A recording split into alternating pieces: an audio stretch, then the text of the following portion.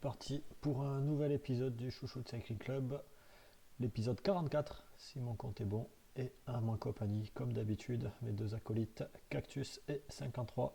Bonsoir messieurs. Oui. Bonsoir Fly, bonsoir Cactus. Oui, effectivement, 44e épisode, déjà, on avance. Bientôt le 53e. Ouais, On va fêter ça. Le 53e. Comme d'habitude, on remercie tous ceux qui nous suivent en live, tous ceux qui vont nous voir en replay sur les différentes plateformes. Et on attaque ce numéro avec les résultats des courses de la semaine écoulée. Et en l'occurrence, on va attaquer, parce qu'il n'y en a plus pour très très longtemps quoi, quand même, hein, c'est le cyclocross, Fly. effectivement le cyclocross. Donc là cette semaine on a eu droit à trois courses. C'était une semaine bien chargée, donc avec le Exact Cross de Maldegem en milieu de semaine, qui a été remporté par Marie Schreiber devant Inge van der Heyden et Sarah Casasola. Marie, je sais si c'est pas sa première victoire de la saison. Il me semble qu'elle avait gagné une autre course. Oui, c'est ça. Et aussi, elle a été championne nationale, donc voilà, son maillot qu'elle a pu montrer fièrement.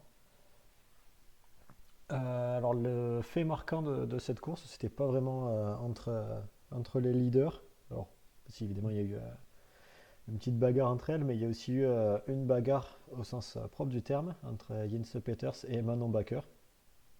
Donc, alors, j'ai pas eu tous les détails de l'histoire. Mais voilà, c'est sur la course, elles étaient tous les deux au coude à coude.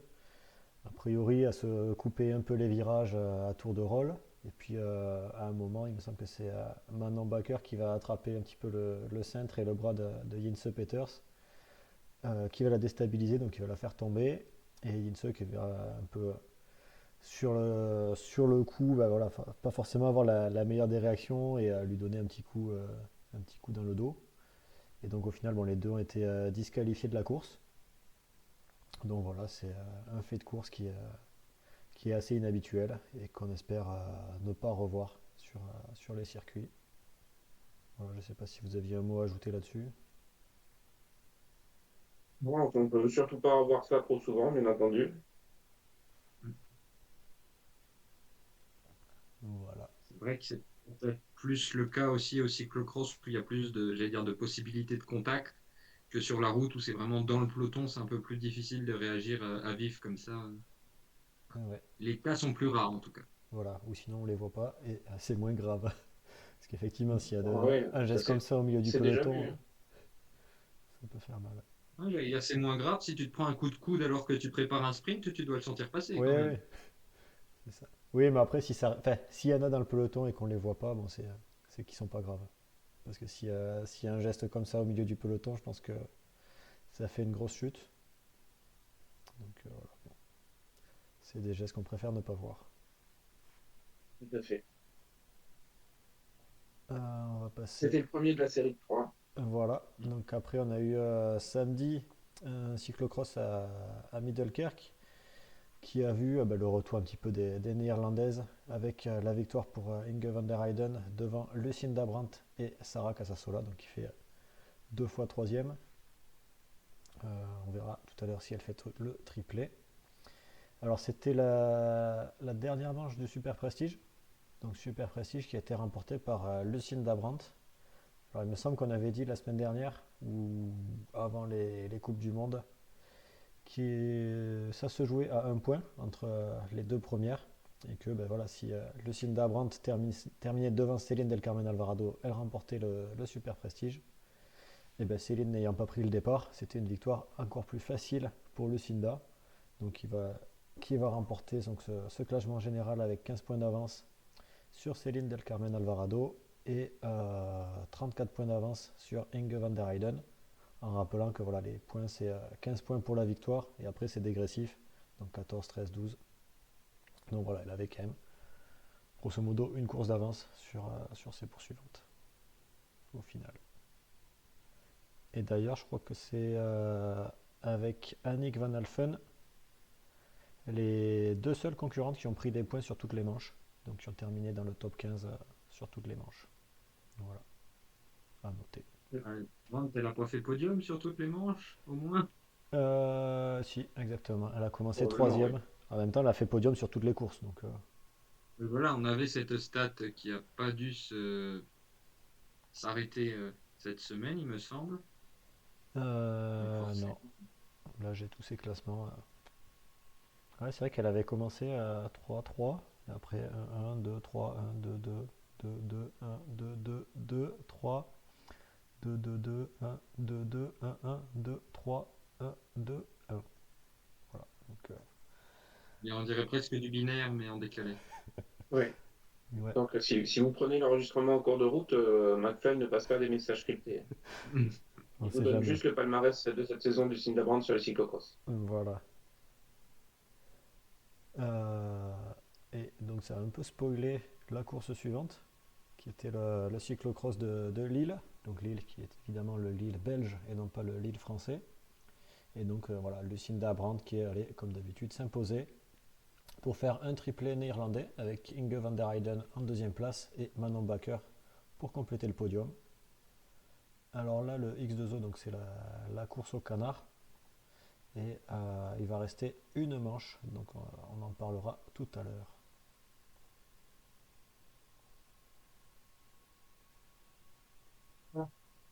Et moi, les petits aussi en parallèle. Hop là. Ok. Donc, oui, il reste une manche sur l'X2O. Ouais, Ouais, ok.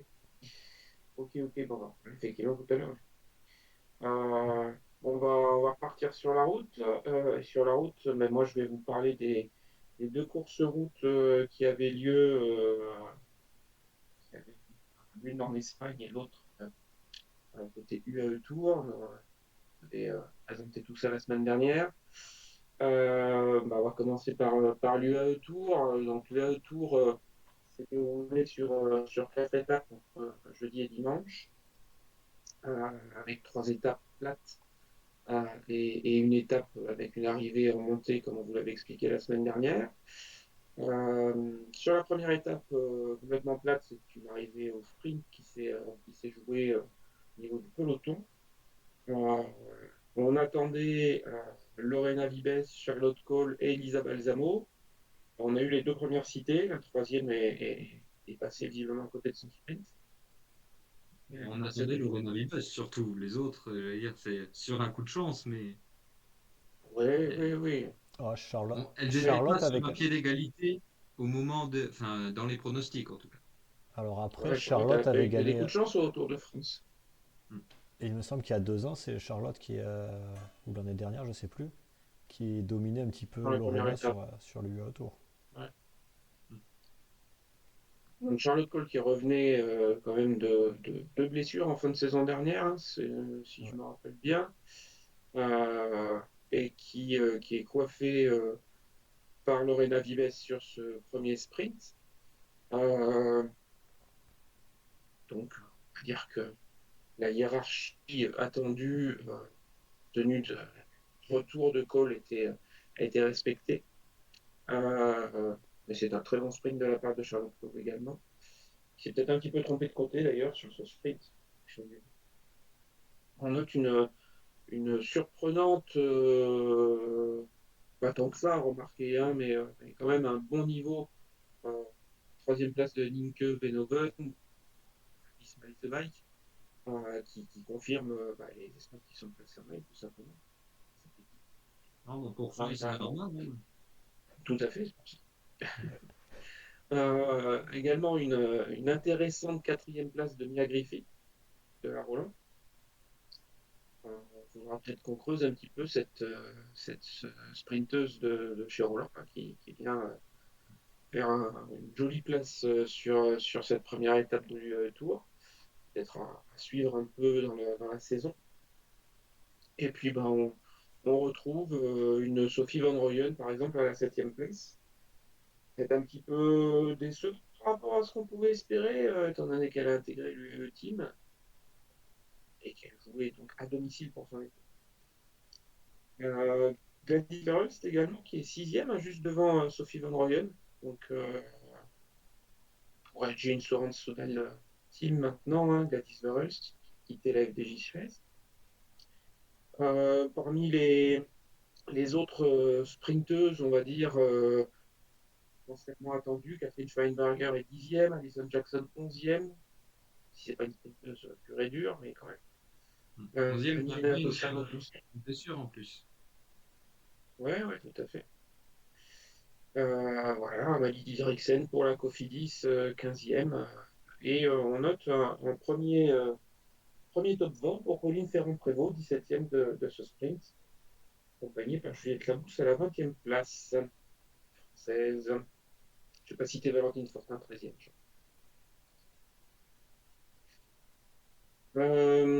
Donc, première étape, on va dire classique, conforme aux attentes. La deuxième étape, si l'on regarde simplement la vainqueur de la deuxième étape, on peut se dire que ça s'est déroulé également de la même manière, puisque c'est Lorena Vives qui remporte la victoire. Sauf que il y avait du vent, beaucoup de vent, vraiment beaucoup de vent d'ailleurs. Et tout ça a occasionné des bordures, avec notamment un groupe de 5 qui s'est échappé du peloton, en tout cas d'une partie du peloton, parce que même côté peloton, ça s'est cassé également en plusieurs morceaux. Euh, et on retrouve à l'avant Lorena Vibes donc, qui remporte évidemment la victoire, Lily Williams qui prend la deuxième place, et un trio de l'UAE Team ADQ qui ont profité de l'opportunité avec Lara Gillespie, Elisa Longo-Borghini et Caroline Swinkels, qui ont toutes les trois permis à cette petite échappée de prendre le large et de gagner 1 minute 26 globalement sur le reste du peloton et des favorites. Donc on va dire que déjà, Elisa Longo-Borghini a pris une sérieuse option sur la victoire et qui faisait office de favorite numéro 1, voire d'épouvantail sur cette course. Dès la deuxième étape, qui était pourtant une étape de plat, elle a récupéré 1 minute 26 d'avance sur quasiment toutes ses concurrentes. La troisième étape, euh, puis je ne vous ai pas dit, mais sur la deuxième étape, Pauline Ferrand-Prévot est dans le second groupe, donc qui termine à 26 et elle fait 10e de l'étape, donc 5e du sprint du petit peloton qui arrive derrière. Par contre, une qui a eu beaucoup plus de mal malheureusement sur cette étape, c'est Marion Bunel, qui est sa coéquipière chez Visma, qui a terminé dernière. Vu son gabarit, c'est pas forcément une surprise, mais qui a perdu plus de 20 minutes sur cette étape, donc 20 minutes même sur le premier peloton. Et voilà, il y a quasiment autant d'écart entre elle et Coralie Demey, qui est celle qui arrivait juste avant, qu'entre Coralie Demey et les premières. Donc, c'est pour dire l'étape très difficile que ça a dû être pour Marion, physiquement et même psychologiquement, de voir aussi loin. Elle a pris du vent dans les voiles, ouais, c'est clair. Euh, la troisième étape, c'était la fameuse arrivée au sommet à Djebel Afet. Euh, Là encore, on a vu un sacré numéro de l'UAE Team ADQ qui classe deux coureurs aux deux premières places. Elisa Longo-Borghini qui va chercher la victoire avec 35 secondes d'avance sur Silvia Persico qui finit avec Kim Lecourt, donc troisième. Notez que c'était un très bon début de saison pour Kim Lecourt. J'étais sur un space tout à l'heure où la TIB en parlait justement. Il y a effectivement un petit podcast de Kim Lecourt assez court là, qui est assez intéressant et instructif. C'est Beaucoup Kim le court, travaillé, hein. beaucoup C'est pas changé le de courant. choses. Et, euh, et on voit que ça a l'air de l'instant de lui porter bonheur. Je souhaite que ça continue tout au long de la saison. On retrouve ensuite sur les places en dessous du podium une Monica Trinca-Colonel, par exemple, de la Livalula, euh, qui se classe donc quatrième. Barbara Malcotti, cinquième, en Human Progress. Antonia Liedermayer, qui est sixième. Et Dilixine Mirmont, avec sa nouvelle équipe, la Cerati Pro Cycling Team, qui est septième. Je ne vais pas vous faire tout le classement, mais Vink est huitième, ça c'est Fly. On retrouve également Juliette Labousse à la 14e place. Elle a 2 minutes 11. Saison hier restée pour Juliette, qui a réussi à suivre les meilleurs sur cette sèche. Ça lui correspond peut-être un petit peu moins qu'une véritable étape de montagne. Mais là, c'est quand même peut-être un petit peu décevant pour elle après bien commencé. On Bah verra après, comment le est payé plus tard.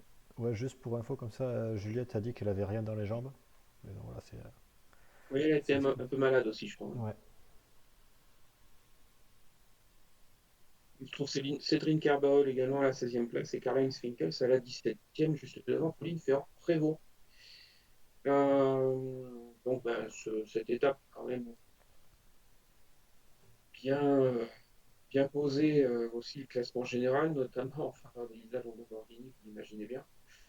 Et évidemment, ben, cette tour se termine à nouveau sur une étape plate. Donc, en l'occurrence, une étape de sprint pour le peloton, avec pour changer, hein, une victoire de Lorena Vibes, 3 sur 4 pour la néerlandaise de la Team SD World Spotlight. Euh, Ça fait quand même un beau petit rendement. À noter qu'elle était plutôt bien placée d'ailleurs sur l'étape de Jebel Lafitte, la troisième étape juste avant.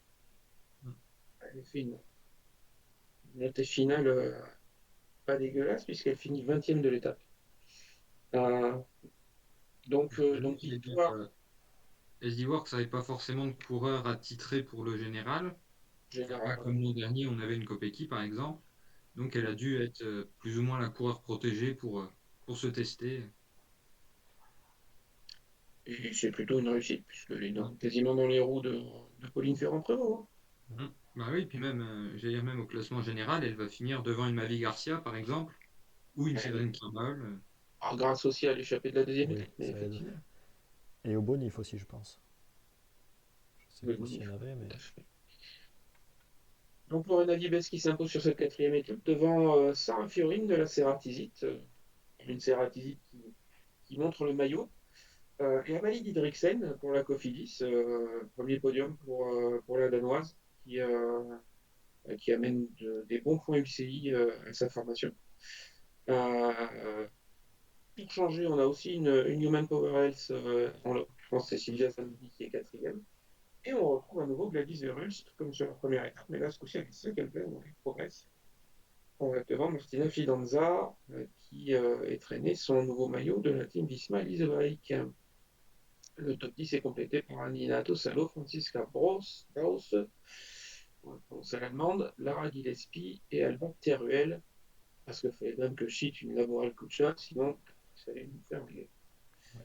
Ah bah de toute façon, on n'est pas en parité là en termes de chouchoute avec Fly, hein. En même Ah temps, ben écoute, les tiennes se sont quand même moins montrées que les siennes. Hein. oui, mais en même temps, j'en ai plus aussi, donc ça aide pas. Voilà. Donc voilà pour cette UAE Tour. Évidemment, au général, c'est l'italienne. Excuse-moi, si je suis pas sur les bonnes pages, ça rappelle. Pardon, c'est l'italienne Elisa Longoborghini qui remporte cette UAE Tour. Devant Silvia Persico, sa coéquipière, Kim Lecourt, troisième, Monica Trinca-Colonel, quatrième, et Caroline Seinkels, cinquième.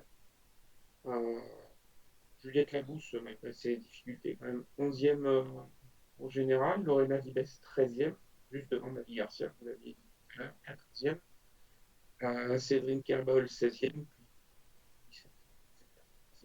Quand même, on l'a pas trop vu non plus. Ashley Moman Passio, 19e. On va pas aller avant. Jeune.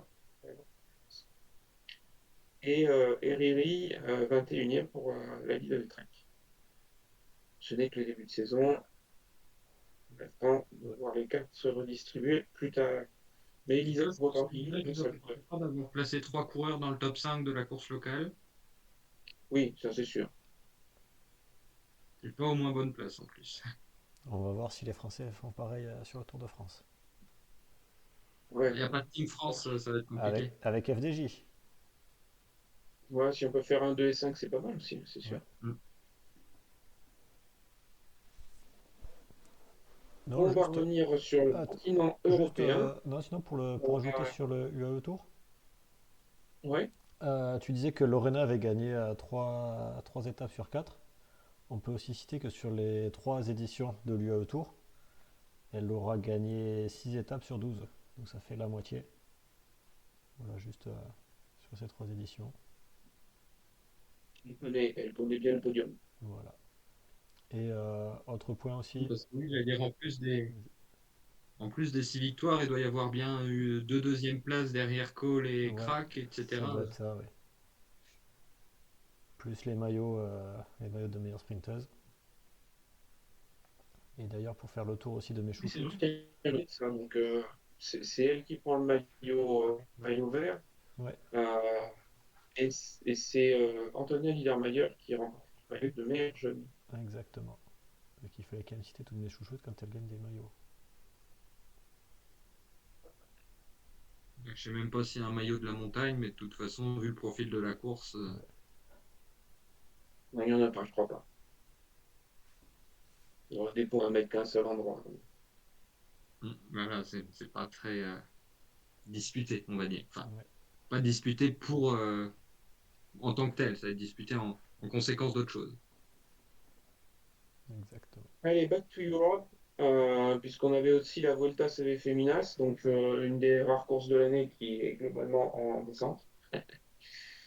Euh, donc, malgré quelques escarmouches, on a eu droit à un sprint, hein, évidemment, où on n'a pas forcément eu toutes les favorites, en tout cas toutes les jeunes femmes qu'on pouvait attendre pour une arrivée au sprint. Mais c'est aussi le début de saison, donc il faut qu'il y ait des nouveaux trains qui se règlent et puis que chacun arrive à son forme optimale. Cette course est remportée par la Suissesse Linda Zanetti de la Uno-X. Euh, Elle devance donc au sprint Jelena Eric de la Movistar et je devrais dire Jelena Eric, et Daria Pikulik, c'est un cas. La polonaise qui complète le podium pour la Human Power Health. Derrière, on trouve une belle quatrième place de Michaela Drummond de l'Arkea BNB Hotel. Là, elle s'oubliera Cactus au championnat. Bah, Euh, c'était ma chance sur la course. Tout à fait. Euh, et puis derrière, on a quand même une Ultima DQ qui n'avait pas fait le déplacement aux Émirats Arabes Unis, Teresa de Manama euh, et Catalina Santos pour la Laboral Kuchar. Voilà, retrouve Cactus et ses chouchoutes dès qu'on vient en Europe. On peut noter les performances des sœurs. Je vais quand même citer Chloé Patrick pour la Siniska, qui fait quand même une belle septième place. Et puis, on trouve à la huitième place Eline Van Rooyen pour la team Sol et Ariana Phillips à la neuvième pour la Laboral Cup à nouveau. Alors, Van Rooyen, qui le rappelle, n'est pas la sœur de Anne et Sophie. Ben, c'est gentil de me le rappeler. Parmi les jeunes femmes qu'on aurait peut-être pu espérer un peu plus haut, je vois par exemple Ingvild Gaskiel à la quatorzième place. Euh, Ah, c'est dur. c'est sa coéquipière qui l'emporte, hein. Voir. Mm. Et puis, mais plus loin, à tel point que je la retrouve pas. Une Claire Stills à la Movistar, mais pareil, C'est une elle grimpeuse, est Christelle. dixième. Hein. C'est une grimpeuse en plus, surtout, je crois. Ouais, il me semblait qu'elle sprintait pas mal aussi, Claire Stills. Bah, je sais pas si je regarde sur les, Plutôt, sur les plutôt derniers. non, ouais, je sais pas, moi je l'avais plus, enfin je l'avais plus, une bonne sprinteuse. Et aussi une Talita de Jong, voilà, c'était surtout lui que je cherchais, qui finit à la 56e place. Et une qu'on aurait aimé voir plus haut et surtout pas en DNS, c'est Marjolaine Van der Lof, Ouais. qui était Bah, qui malade, qui alterne n'a pas. Elle était malade, il me semble. le très bon, le mot bon, on va dire. Il faut qu'elle se mette aussi, qu'elle se remette niveau fabuleux de leur Airbnb Hotel, par rapport à ce qu'ils faisaient l'an dernier. Mais qui a quand même Michael Drummond quatrième. Et voilà, je veux dire, on aurait pu. Voilà, quand on voit que malgré l'absence d'un élément important du train, on a une quatrième place, ça laisse encore plus enthousiaste, on va dire, pour la suite. Tout à fait. Et puis, bah, pour finir, on notera la 44e place de Laura Asensio. Parce qu'il faut pas On espère qu'il y a. parler de mes chouchoutes aussi. Euh, on a fait le tour de ce côté-là. On quitte à nouveau l'Europe. Et on a du championnat national en long, en large et en travers. Cactus, est-ce que tu veux nous en parler? Enfin, C'est national ça. et continental. Je veux dire. On va commencer par les championnats en vrac, comme ça on prendra les championnats d'Asie pour faire la transition, comme c'est en même temps des reviews et des previews. Ce sera nickel. Vas-y, Bon, je te laisse la parole. c'est ça, on va aller, j'allais dire, on va aller vite, on va pas faire tous les podiums parce que bah, je connais pas la moitié, voire plus de celles dont j'aurais dit le nom sinon. Donc on va commencer par la Colombie, où on a eu le championnat de contre-la-montre qui a été remporté par Diana Peñuela, donc, qui était notamment passé par Alex Cipollini, Kipco Silicon Valley Bank et DNA jusqu'à l'année dernière. Donc qui s'impose sur le chrono, mais qui est battu sur la course en ligne par Juliana Londoño, donc, qui est peut-être maintenant la Colombienne préférée de Fly, puisque c'est la recrue de la Picnic Post-NL, qui, avec cette victoire sur la course en ligne, remporte la première victoire de l'année pour justement l'ancienne DSM. Ravi En d'apprendre que Afrique, Fly aime la colombienne. Mais ouais, il faut bien commencer un jour.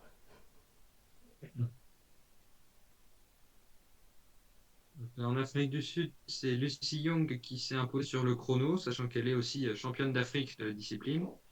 Et c'est Sanara Grove, ou Anara, je ne sais pas, il y a une apostrophe, Grove, qui a remporté la course en ligne. Et donc, comme on l'a dit, Ashley Moolman était aux Émirats et n'a donc pas pu participer à ces championnats nationaux.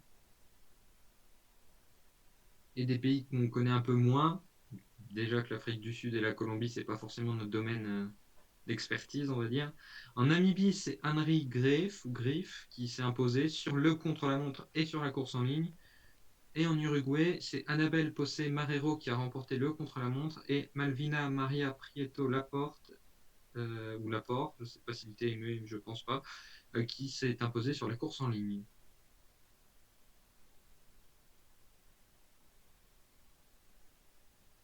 Donc, si vous n'avez pas de commentaires, malgré ces résultats impressionnants, On admire tes prononciations, donc vas-y, continue. ouais, on va passer au championnat d'Asie, donc qui se Alors déroule attends, cette attends, année en attends. Thaïlande. Juste un truc avant. La Nouvelle-Zélande, ça on s'y connaît un petit peu mieux, non? Ah oui, Qui le mais fait? ça c'est toi qui devais en parler, non? Je sais C'est moi. plus. Je sais plus. Il n'y avait pas de nom à côté. Ah.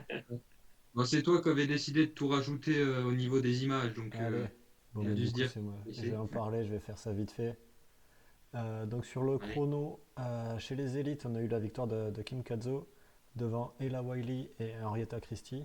Donc voilà, des coureuses qui sont assez connues. Pour alors le côté un peu people, enfin pas people, mais histoire perso, Ella Wiley avait perdu sa grand-mère le matin de la course. Donc voilà, elle courait avec elle. Pour la course U23, on va avoir une victoire de Kirsty Watts devant Alex Rawlinson et Ava Madison.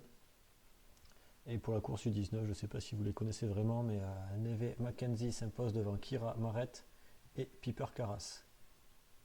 On va faire dans l'autre sens pour les courses en ligne.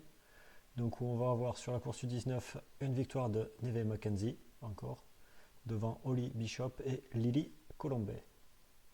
Pour la course U23, on retrouve encore un petit peu les mêmes, puisque Ava Madison va faire le doublé de troisième place.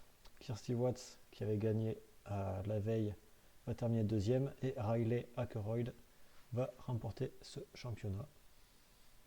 Et du côté des élites, eh ben on va avoir le doublé pour Kim Kazo, qui va s'imposer devant Niam Fisher-Black et Kate McCarthy.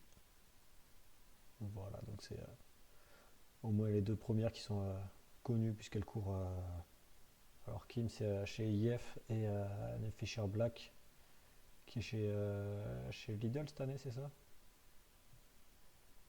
Et, euh, et la troisième qui est la championne du monde de e-cycling en titre, il me semble. C'est possible.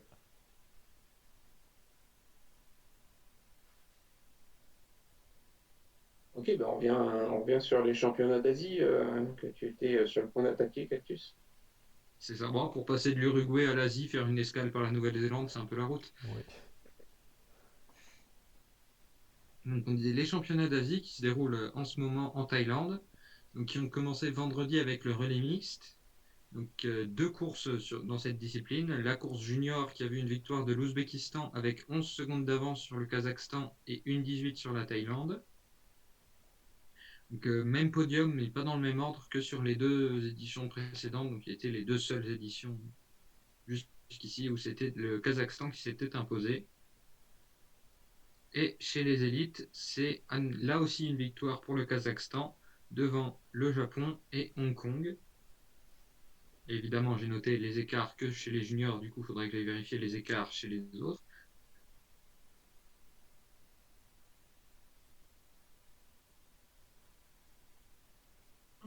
Dis. Sachant que on n'a pas forcément des coureurs très connus au niveau féminin.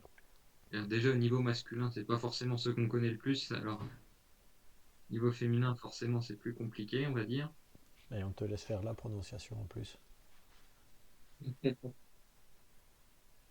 Mais j'ai dit que je faisais les écarts, pas forcément la prononciation.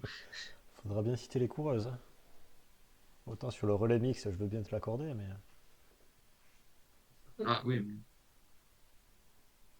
Alors, euh, chez les élites, le Kazakhstan s'est imposé avec 14 secondes d'avance sur le Japon et 19 sur Hong Kong.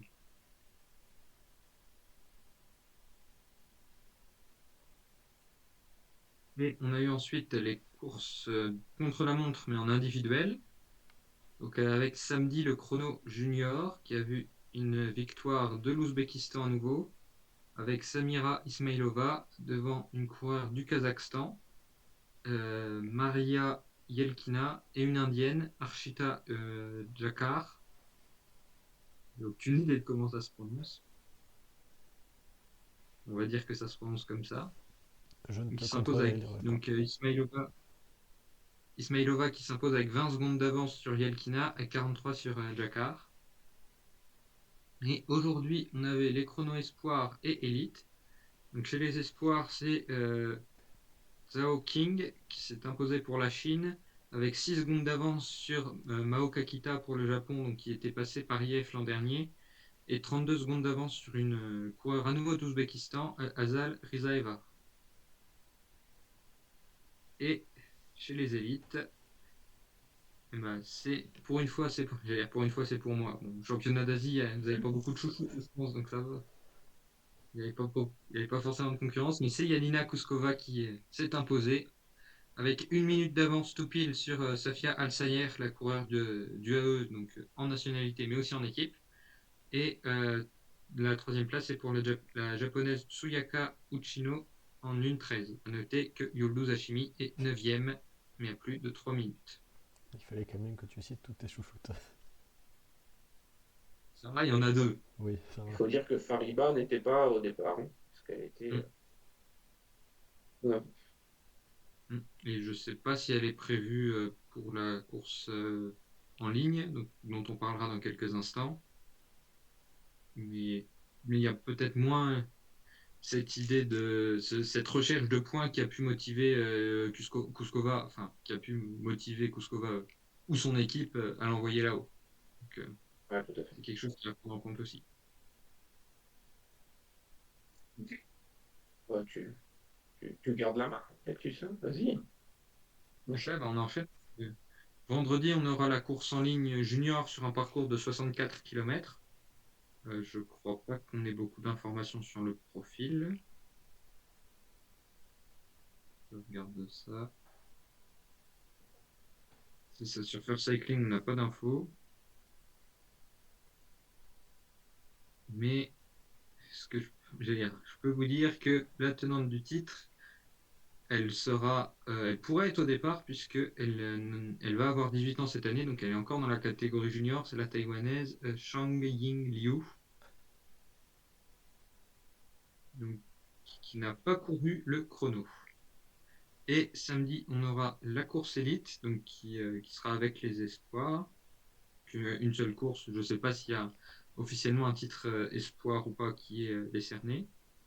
Donc là non plus, on n'a pas de profil, mais il me semble que c'est une arrivée un peu en bosse, qu'un profil qui va par exemple très bien à une certaine Yanina Kuskova. par exemple.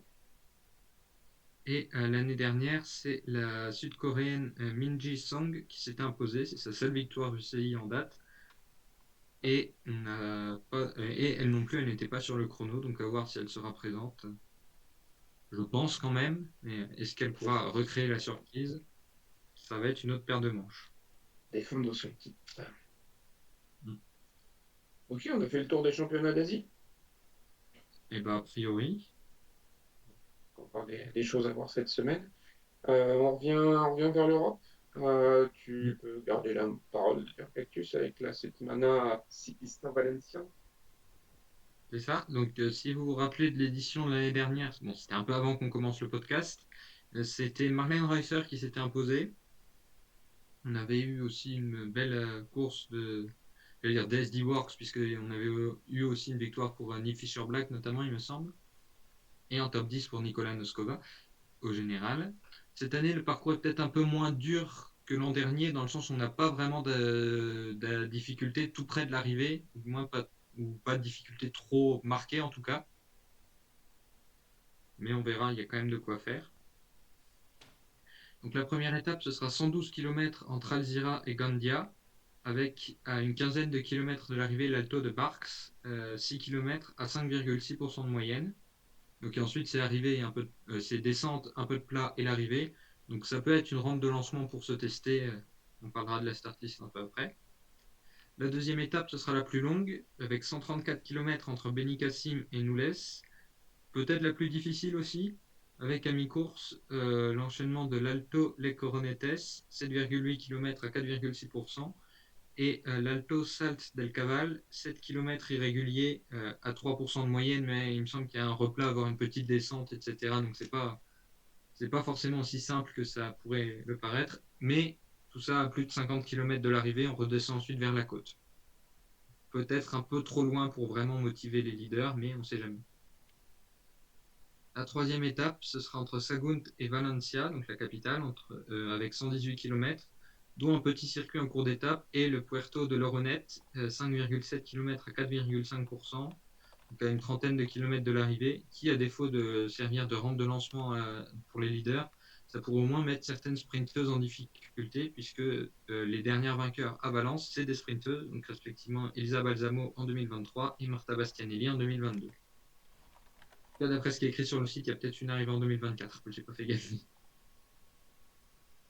Et la dernière étape, ce sera 133 km entre Elche et Alicante, donc Alicante en français, avec là aussi des ascensions en première moitié de course, mais un final plus plat qui avait vu la victoire d'Urs Kazigart, qui faisait ses débuts avec Jayco à l'époque en 2021.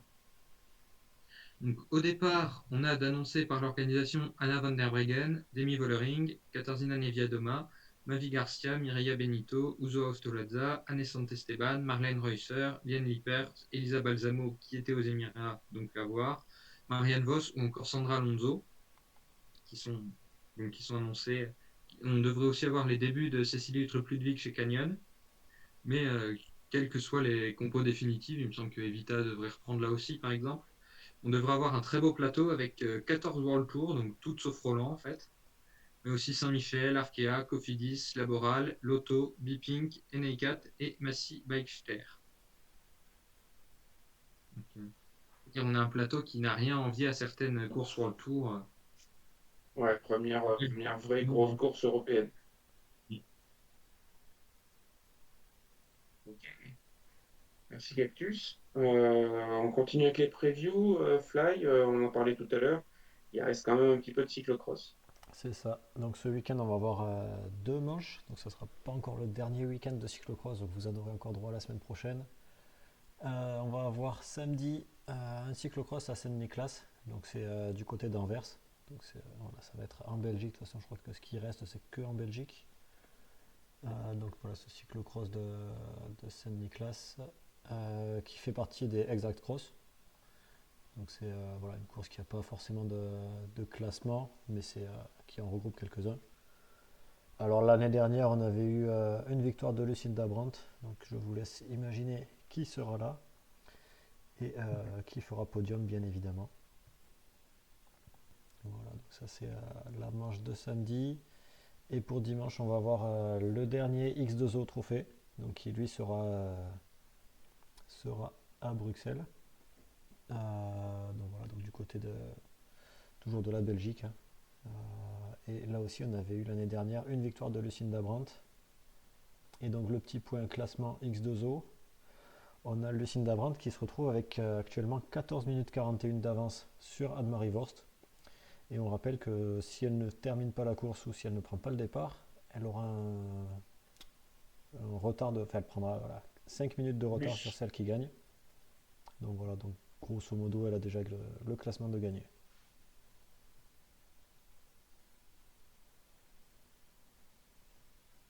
Et ok, on va quand même vérifier qu'elle fait podium. Oui, bien évidemment. Ça serait dommage de s'arrêter si proche de la fin de la saison. Alors, bah oui, donc proche de la fin de la saison pour le cyclocross, début de la saison route. Une discipline qui connaît plus de saison, c'est la piste. Oui, effectivement. Avec, on va avoir les championnats d'Europe qui vont se dérouler eux aussi en Belgique, hein. Donc, si vous êtes du côté de la Belgique ce week-end, vous aurez droit à plein de courses. Alors, vous n'aurez pas les championnats d'Asie, mais vous aurez au moins les championnats d'Europe. Voilà, les championnats sur la piste, c'est un petit peu grosso modo toujours les mêmes courses. Donc, on va avoir du scratch, du Madison, de l'Omnium, du sprint. Donc, tout ça, ça aura lieu à partir de mercredi et jusqu'à dimanche. Donc avec voilà, des manches de qualification qui commencent en début d'après-midi et les manches, les finales et voilà, toutes les dernières manches qui sont l'après-midi. Donc je crois que c'est à partir de 19h jusqu'à 21h, 22h, ça dépend après les journées. Donc on va commencer mercredi avec, donc je vous parle que des finales, hein, je ne vais pas vous parler des qualifs qui se dérouleront avant. Et donc mercredi on va avoir la course au scratch et le sprint par équipe. Pour jeudi, on va avoir la course à élimination, donc pour les épreuves d'endurance, et la poursuite par équipe. Oui, donc voilà, la poursuite par équipe, donc qui est toujours elle aussi une épreuve d'endurance. Donc elles sont 4. Et il me semble que c'est la distance a été changée, ou c'est peut-être pour la poursuite individuelle plutôt qui a été changée et qu'il y a eu des nouveaux records qui sont tombés. Il y a eu une uniformisation tu sais, Ouais, avec les distances masculines, il me semble. c'est ça, oui. Et que du coup, depuis le 1er janvier, il y a eu. Il me semble que c'est Marion Boras qui avait pris le record du monde du coup sur la distance lors des championnats de France. Et elle avait été battue par Hélène Esters, il me semble, sur la course suivante, donc grâce au championnat de Belgique. Donc voilà, donc vendredi, on va avoir l'Omnium. Donc ça va être la course qui va prendre un petit peu toute la journée avec les quatre manches de course et le sprint donc qui aura la finale vendredi. Pour samedi, on va avoir le kilomètre pour les courses de vitesse. On va avoir la poursuite individuelle et on va avoir la course au point.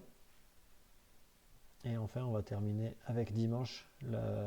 Au niveau des sprints et des épreuves de vitesse, on va avoir le Keirin. Et au niveau des épreuves d'endurance, on va avoir le Madison, donc la course qui se court par équipe avec les relais tous les 2 tours à peu près. Voilà, à peu près pour ce qui vous attend du côté de Vélodrome de Zolder. Bien, est-ce qu'on a d'autres previews dont on voulait parler, messieurs? Je crois pas. Et le Je ne tour? crois On a pas. fait le Non, par tour. contre, juste pour revenir sur les previews dans le chat, on nous demandait s'il y avait une diffusion notamment pour la Setmana Ciclista Valenciana. Il me semble que Joe a trouvé un lien sur YouTube, donc il y aura la diffusion sur YouTube. Oui, j'allais dire, il me semble que ça avait été visible sur YouTube l'année dernière, donc ça devrait toujours être le cas. C'est quand même dommage de ne pas avoir une diffusion au moins Eurosport sur une course comme celle-là, vu le plateau, quoi. C'est quand même, ça devrait attirer. Bah, Voilà. l'avantage, c'est que sur Je YouTube, tout le choisis monde pas, y a accès. Oui, c'est sûr. Ok, réalisateur. Ouais. Allez, on va passer aux nouvelles de la semaine. Quelques infos sur tout l'actualité du cyclisme féminin. Et on commence avec une info qui te concerne au plus haut point, Fly, c'est le CIMAC. Ouais, ça va te concerner aussi un petit peu, parce que le CIMAC, donc Oui, l'année par dernière, qui avait ricochet. été décalé sur la fin de saison, notamment en raison des Jeux Olympiques, qui avait un peu décalé le calendrier. Et bien là, cette année, ils vont pouvoir revenir sur le mois de septembre. C'est aussi dû à l'annulation du Tour de Scandinavie. Donc ça a libéré un petit peu un créneau. Donc voilà, le CIMAC sera au mois de septembre et donc en octobre, on sera tous disponibles pour les championnats d'Europe. Le CIMAC sera en septembre s'il n'y a pas encore de problème avec le sommet de l'OTAN qui bloque les effectifs, tout ça. Alors normalement, le sommet de l'OTAN, c'est au mois de juin. Donc espérons que d'ici là. Ouais, mais il faudra qu'ils prennent des vacances après avoir Oui, tout oui. surveillé. Et alors, bon, on va en revenir à peut-être. Je vais en parler, je vais parler directement ça des championnats des Pays-Bas qui, eux, ont lieu au mois de juin. Et donc, ils se retrouvent sur la semaine du sommet de l'OTAN. Et donc, c'est-à-dire que voilà, les forces policières seront vraiment utilisées ailleurs. Et donc, ben, ça va compliquer les organisateurs. Et a priori, au jour d'aujourd'hui, il n'y a pas de lieu défini. Donc, il n'y a pas encore d'endroit pour organiser ces championnats des Pays-Bas. Donc, voilà, on verra. De ce que j'ai compris, pour le chrono, ça devrait être bon, mais pas pour la course en ligne, où il y a une histoire dans ce genre-là, Alors, j'ai pas vu comme quoi c'était bon pour le chrono. Donc, qui avait plus de certitude pour le chrono, mais il me semble que c'était pas censé être au même endroit ou je sais plus quoi. après, ça, c'est vrai que ça fait plusieurs années aussi qu'ils font le chrono et la course en ligne dans des endroits différents. Et après, ouais, c'est vrai que sur un chrono, c'est peut-être plus facile de privatiser du 20 km en faisant un petit circuit que s'ils doivent vraiment privatiser toute une route. Et voilà, Après, faire ça reste même. les Pays-Bas, c'est pas non plus très très loin. Ouais, oui, Ah, oui. bah, si un jour ils se décident de le faire dans les Antilles néerlandaises, ça va pas être la même. Ah oui, C'est sûr. ça c'est sûr. Ok. Autre nouvelle de la semaine, on a eu droit à un joli communiqué de l'équipe Comuji, C'est ça. Bah, qui ont annoncé qu'ils avaient eu des problèmes de paiement d'un des sponsors. Alors je sais plus s'il avait l'endurance cité. Comuji. C'était ouais, donc ça, donc Komuji qui n'avait pas respecté ce qu'ils avaient prévu sur l'année dernière. Donc l'équipe s'est retrouvée en manque d'argent et a dû surtout déposer le bilan. Donc bah, voilà, ça fait du staff au chômage. Et bah, voilà, ils vont pas repartir cette année. Donc cette année, il n'y aura pas d'équipe Komuji Grand Est. Par contre, ils avaient dit qu'ils étaient quand même à la recherche de nouveaux sponsors et de enfin, voilà, pouvoir reprendre dès l'année prochaine. Donc on leur souhaite bien évidemment de pouvoir être là dès 2026. Pas évident ça, hein, parce que l'année dernière, même ta structure derrière, je sais pas comment tu fais pour garder les personnes notamment, hein. Oui. Pour tirer quasiment zéro derrière. Quoi d'autre, Fly? Quoi d'autre? Et bien après c'est au niveau des courses. Donc avec le Tour de la Semois et le Bretagne Ladies Tour qui vont tous les deux annoncer qu'il n'y aura pas d'édition en 2025. Donc voilà, on perd des équipes, on perd des courses. Ah ouais. Ah ouais. On l'a pas évoqué parce que c'est plutôt côté homme, mais on a vu les problématiques qu'il y a pu avoir sur le Bessèges cette semaine. Tout lié, monsieur. Ouais. Cactus, tu voulais ajouter des choses? Non, bah, c'est juste noter le tour de le Bretagne Ladies Tour. Voilà, où Grace Brown ne défendra donc pas son titre cette année, mais de toute façon, je crois qu'elle n'avait pas prévu de venir. Oui, Donc pour elle, ça changera pas grand-chose. tout le monde a décidé d'arrêter.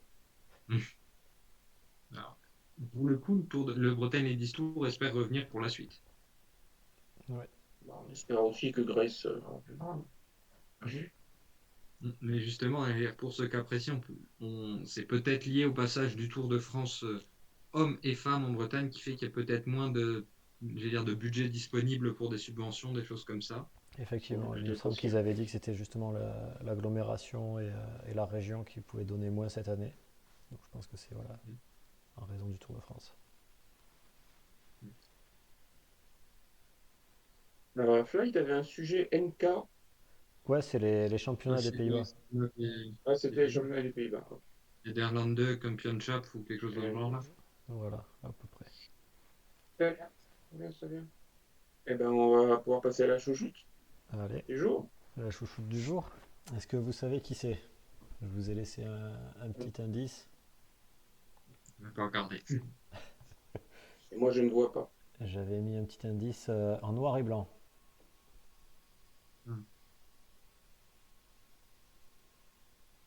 Fantina Strada, je sais pas. Où est la Juve? Non. Une coureuse qui a porté du noir et du blanc cette semaine. Ah, qui est peut-être championne de Nouvelle-Zélande. Exactement. Donc c'est Une certaine Kim. effectivement Kim Kazo. Donc voilà, bon, je vous mets une petite photo de- d'un jour où je l'ai encouragé qui était sur Liège. Je vais vous en parler un petit peu juste après. Donc Kim, ça a commencé quand la première fois que je l'ai vu, c'était en 2022. Alors je sais plus si il me semble. Ouais, c'est la première course où je la vois, c'était sur la ronde de Moucron, donc qui est la course qui se déroule le lendemain de Paris-Roubaix ou ça dépend selon les courses, mais c'est le lundi de Pâques. Il me semble que cette fois-là c'était le lendemain de Paris-Roubaix. Et surtout, je vais peut-être dire le premier souvenir que j'ai d'elle, c'était sur le Grand Prix EcoStruct, donc qui se déroulait au mois de mai. Et bon, alors c'est un souvenir plutôt marrant en fait, c'est au moment de l'annonce des équipes, le speaker qui va un petit peu écorcher son nom et dire Kim Katsu et accentuer un peu le ou de manière assez rigolote. Donc voilà, ça avait bien fait sourire un petit peu toutes les coureuses de l'équipe et moi en prime qui était juste en face en train d'encourager. Qui était à l'époque? Elle était dans l'équipe Torelli, Cayman Island Ski Mitar, donc qui était une équipe Conti. Et en fait, bon, ce qu'il y a, c'est que je connais quelqu'un aussi qui s'appelle Cédric Torelli. Et donc voilà, le nom de l'équipe m'avait bien fait penser à lui. Donc c'était voilà, un petit peu pour ça que j'encourageais l'équipe. Et bon, Cédric qui est lui aussi devenu fan de Kim suite à ça. Alors après, Moi, je vais t'as pas un la. copain qui s'appelle Movistar parce que ça aurait été compliqué. Ah non, ça, je choisis bien mes copains, je te rassure. Euh, ensuite, Cédric, si tu nous regardes. ouais, ne te mets pas à encourager Movistar, je te prie. Après, je sais plus, j'avais peut-être dû la voir sur le Dwarsdorp de Westhoek, il me semble, C'est mais que des courses qui sont très adaptées à son profil, ça. c'est des courses belges. Bon, après, quand elle vient dans l'équipe Torelli, il n'y a pas non plus un énorme choix de courses. Donc elle fait un petit peu. Mais j'ai le souvenir c'est-à-dire quelques semaines plus tard, d'une très belle performance au Ventoux. Exactement, alors c'est là où je voulais en venir. Au Ventoux, alors là j'y étais aussi, donc, puisque bah, c'était près de chez moi. Donc j'étais dans le col et en fait c'est vrai que oui, je crois que c'est la première que je vois et que j'arrive à reconnaître dans le groupe des favorites.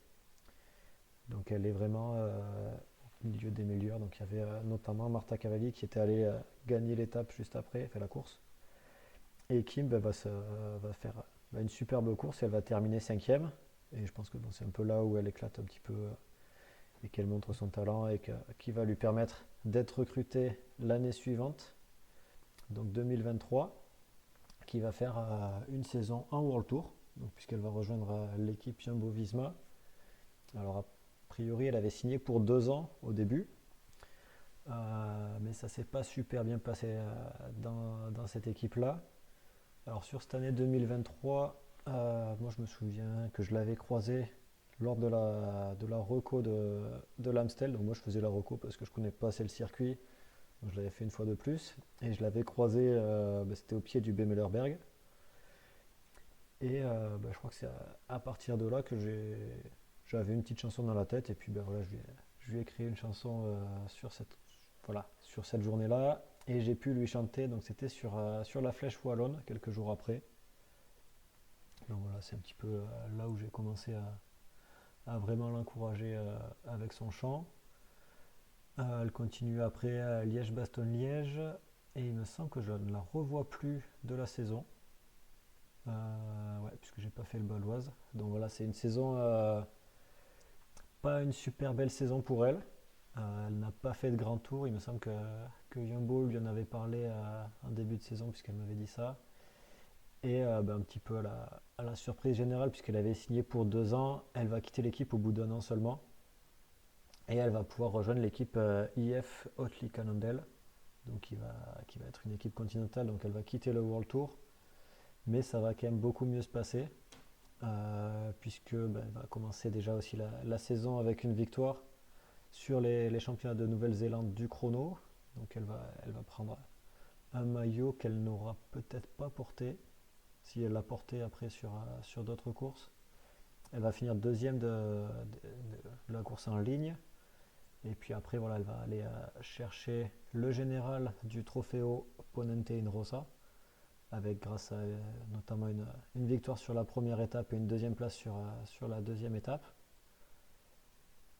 Après, là où elle va aussi briller, c'est sur l'image que je vous montre pour ceux qui sont dans le chat et qui regarderont le replay.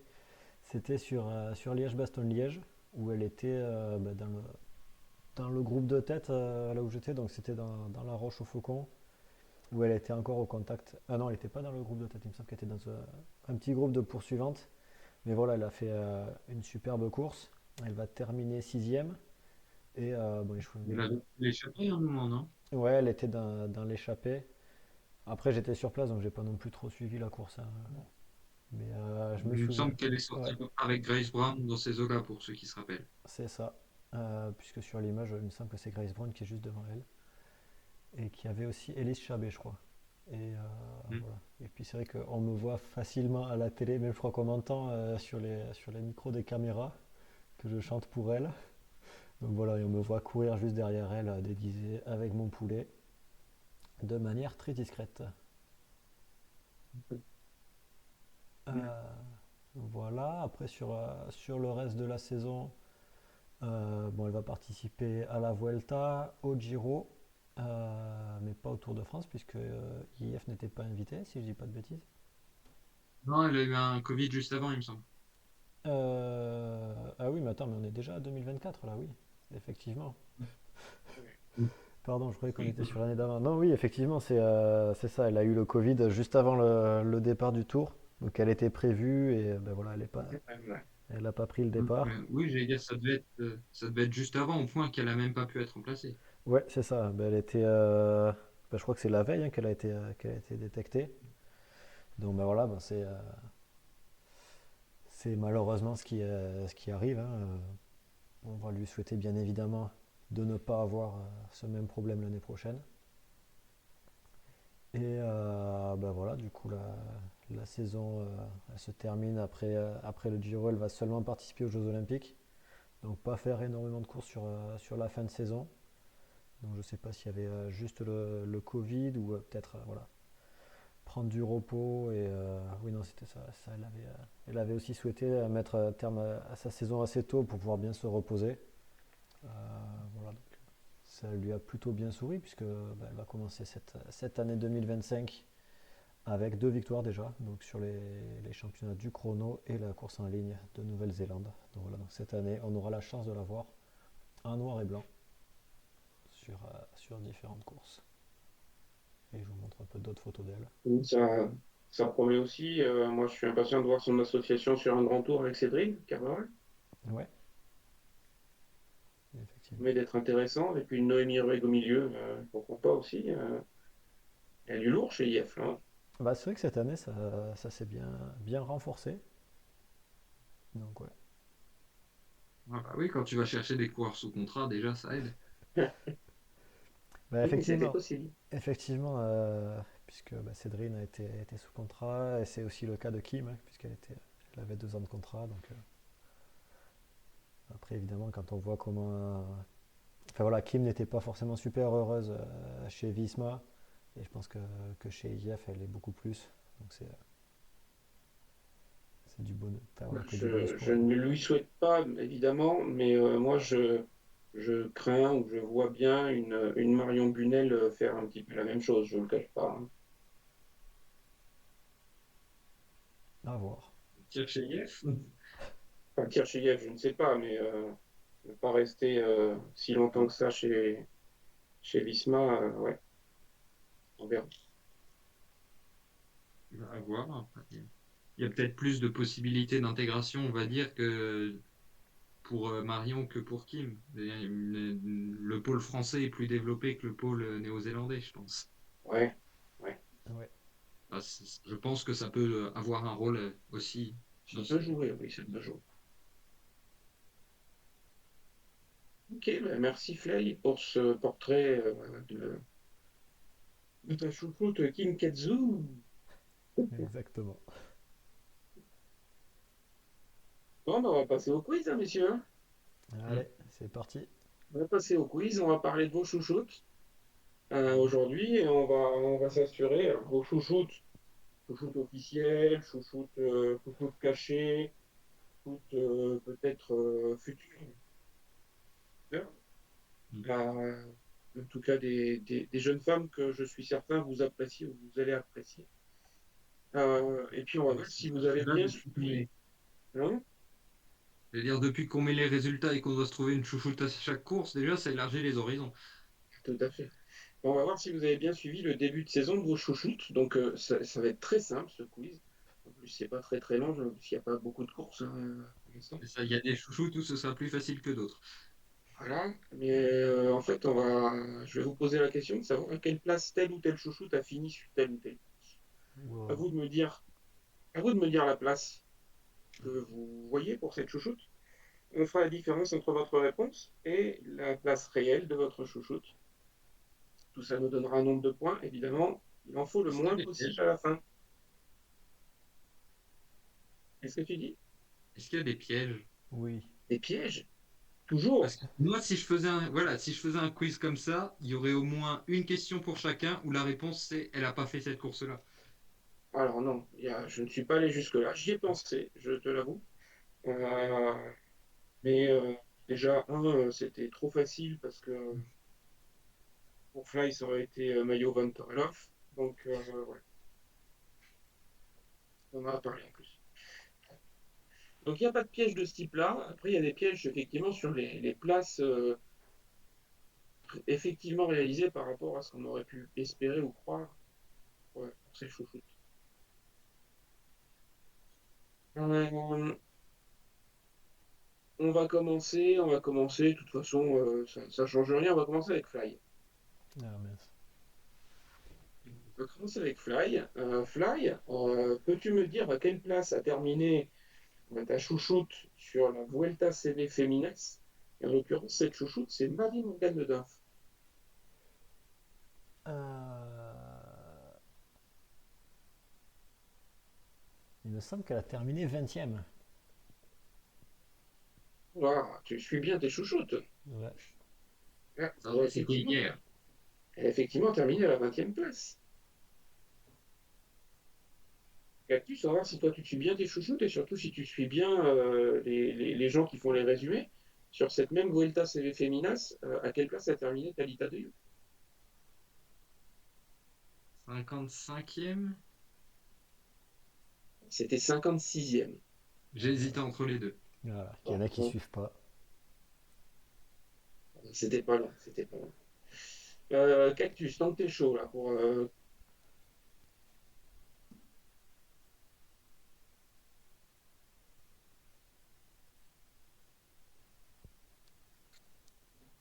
quelle place a terminé Fariba Hashimi? Évidemment, je sais plus c'était lequel. De mémoire, je crois que c'est celui du milieu. Il me semble qu'il y a un trophée où elle a fait autour de la 25e place, donc par défaut, je vais dire ça. 25. Elle finit effectivement 27e. Fly, sur cette Ouais. même course, à quelle place finit Marlène Reusser? Sur laquelle tu as dit? Le Trofeo Binisaire Mondial. Et comment tu veux que je sache, Marlène Reusser? Je vais dire 14e. C'est 20e.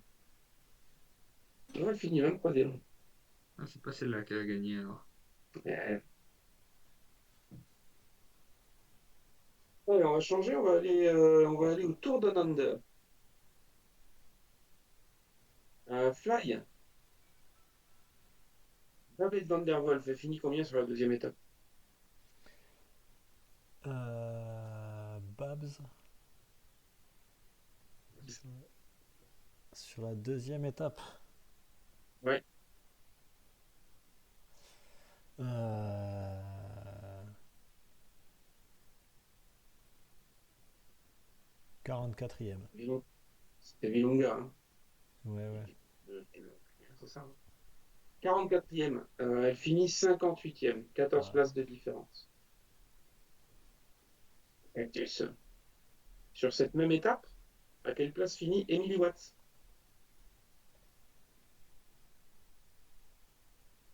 Je vais dire 34. 34e, elle finit 49e, 15 places de différence. Bon, pour l'instant, il y a un léger avantage à Cactus. Mais pour l'instant, rien n'est joué. Hein, rien n'est joué. Euh, Cactus, sur la première étape de l'UAE Tour, à quelle place finit Julie Bégaud?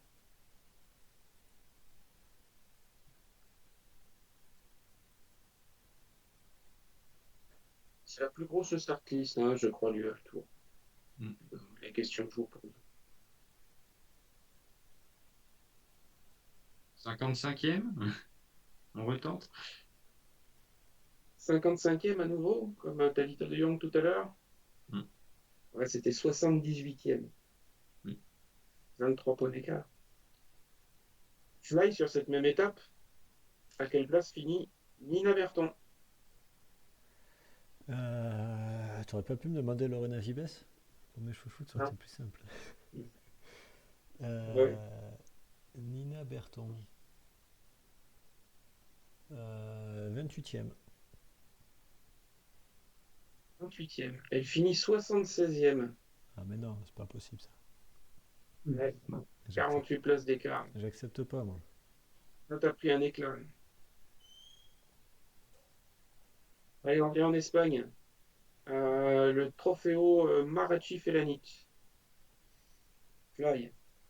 Faut que tu te C'est, rattrapes. c'est quelle course ça? À quel- C'est un des trophées hauts, mais pas celui. C'est pas le dernier. Donc c'est le premier.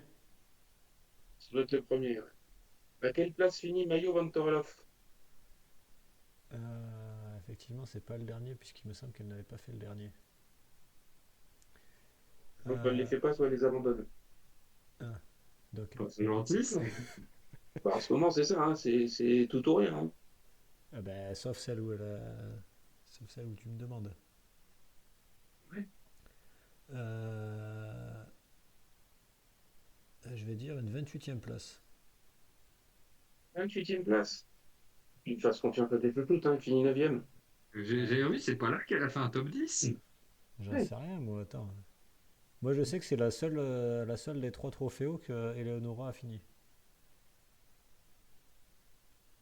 Mais Cactus, sur la même course, quelle est la place de Laura Tomasi?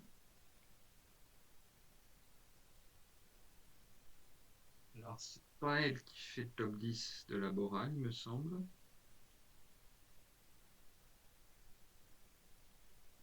Hmm. 44e. 44e? Hmm.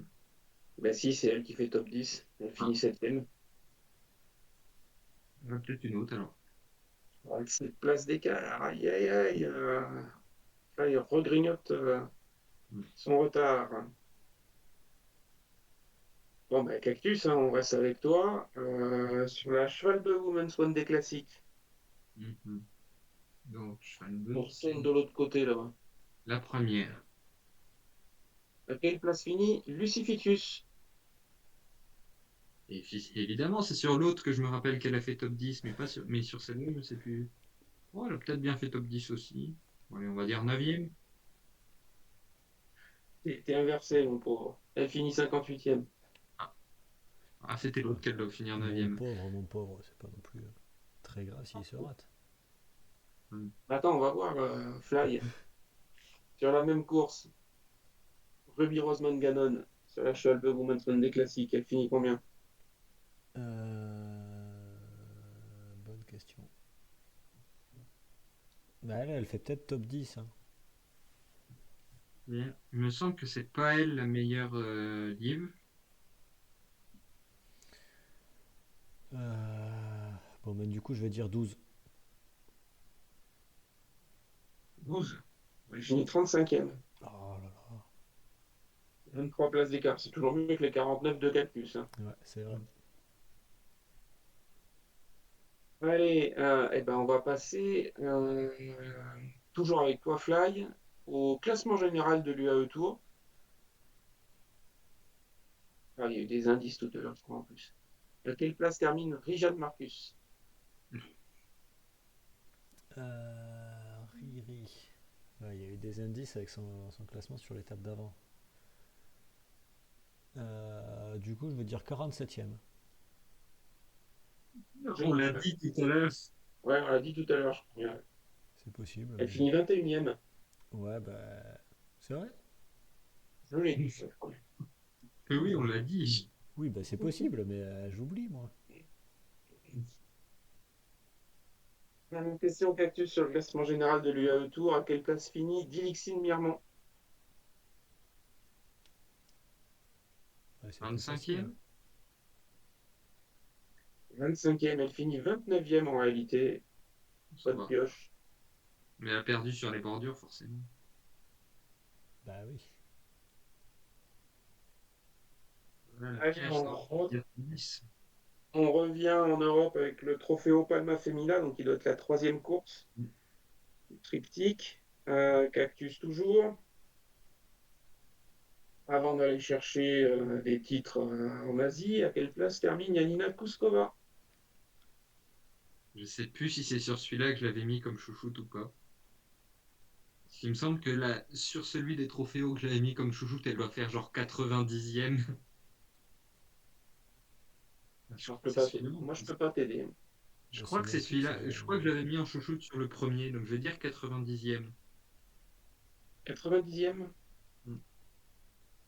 Ouais, elle finit 53e. C'est Ah, fou, mais ça va, quand même meilleur.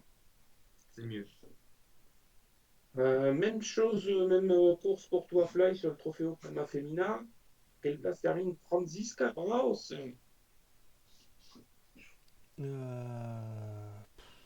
37. 27e, elle finit 78e. 41 places d'écart. Aïe, aïe, aïe. C'est en train de se jouer là. Ouais, bah de toute façon, je dis au pif alors. Ouais, alors que le Cactus, il réfléchit. Ouais, ça marche Mal, pas forcément mieux, mais mais bon. Allez, il vous reste trois courses pour essayer soit de confirmer, soit de renverser la vapeur. hmm, Fly, au classement général du Tour Down Under, ça commence déjà à dater, hein, on ne se Ouais. souvient plus de tout. c'est même pas un mois, ça va. Déjà que l'UAE Tour, j'ai du mal, alors. Et puis j'ai pas fait les CX, hein, j'ai pas été sympa, hein, j'aurais pu te demander à quelle place finit Lucinda Brand sur telle ou telle Ouais, ça c'est pas compliqué, ça course. va. Oui, tu avais une chance sur trois. Donc au classement général du Down Under, à quelle place termine Simone Boilard? Simone Boilard au Down Under.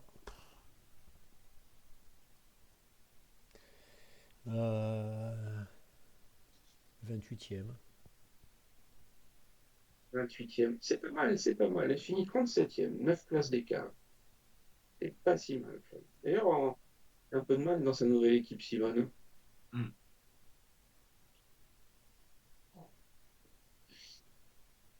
Cactus, toujours au classement général du Down Under. À quelle place termine Marie-Lodette?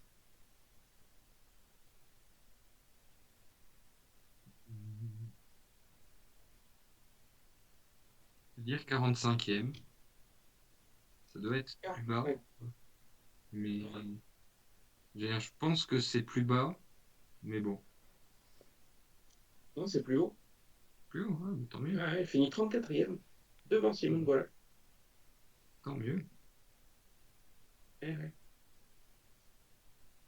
Allez, on reste avec toi, Cactus, sur la Cadel Evans Road Race. De quelle place termine India Grangier? 20e? Bien joué, 21e. Pour l'instant, il n'y a que Fly qui a fait un tout pile, je crois. Et ouais. Et le Ouais. tout pile est valant un bonus de 50 points. Ça sent peut-être même pas assez, hein. On verra. Mais Cactus a deux bonus de 30 points puisqu'il a fait deux fois un d'écart. Ah, mais ça compte Ouais, pas non, ça. non. Le bonus, c'est que pour le tout pile. Oui, quand même. Attends, si Ouais, Cactus veut quand t'es même pas plus loin, c'est bien se aussi. rajouter des bonus. Ouais, non, si j'ai pas loin, j'ai déjà pas beaucoup de points. C'est le principe du truc. Mais le tout pile, faut un bonus. Topi, il a 50 points et pas loin, t'as 30 points. Ouais, mais j'étais pas Non, loin pour sur tous moi, les autres, moi. il n'y a pas besoin de faire un bonus pour les pas loin, je pense. Alors ensuite, Fly, sur cette même course qu'Adel Evans Road Race. À quelle place termine Mike van der Duyn.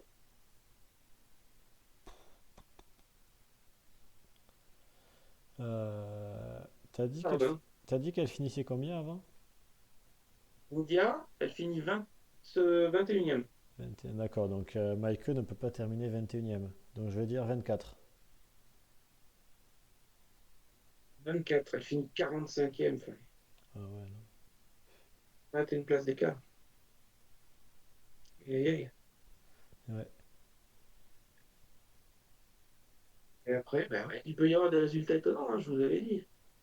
Oui, oui, non, mais tout Dernière m'étonne hein, de toute course, façon. la Surf Coast Classique. Et toujours pour toi, à quelle place termine Ella Wiley Sur quelle course? sur la Surf Coast Classique? C'est la Cadel Evans. Non, c'est celle La d'avant. Cadel Evans, c'était celle-là. Ok, La Surf Coast, c'est celle qui est gagnée par Wollaston. Mais avant la Cadel Event. ok. Qui est plus plate que la Cadel Evans. Ok. C'est celle-là que Lucie Ficus, elle doit faire 9. Et là, elle va faire 14e.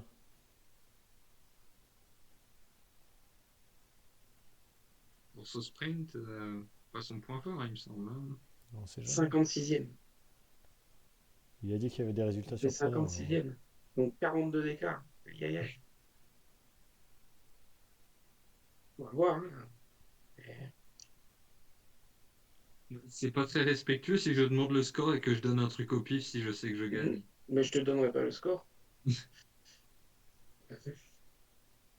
Dans les cactus, toujours sur cette même course, la Surf Coast Classique, à quelle place termine Eleonore Chop?